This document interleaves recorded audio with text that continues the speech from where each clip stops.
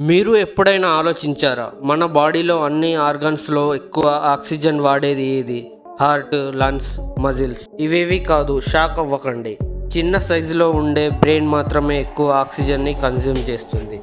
మన brain size చూస్తే total body వెయిట్‌లో జస్ట్ 2% మాత్రమే ఉంటుంది.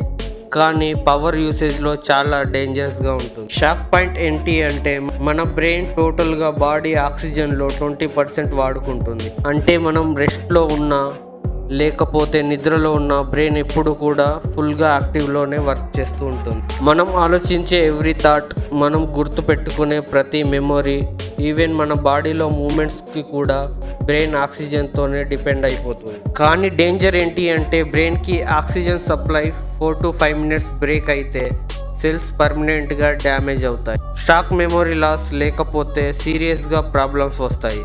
అందుకే డాక్టర్స్ చెప్పేది ఒకటే, బ్రెయిన్కి ఆక్సిజన్ ఫ్లో స్మూత్గా ఉండాలి. చేసిన ఆక్సిజన్ సప్లై ఇంప్రూవ్ అవుతుంది. అప్పుడు బ్రెయిన్ ఫ్రెష్గా అలర్ట్గా ఉంటుంది. చూడండి, చిన్న ఆర్గాన్ అయిన బ్రెయిన్ ఆక్సిజన్ యూసేజ్లో ఛాంపియన్ అని తెలిసింది కదా.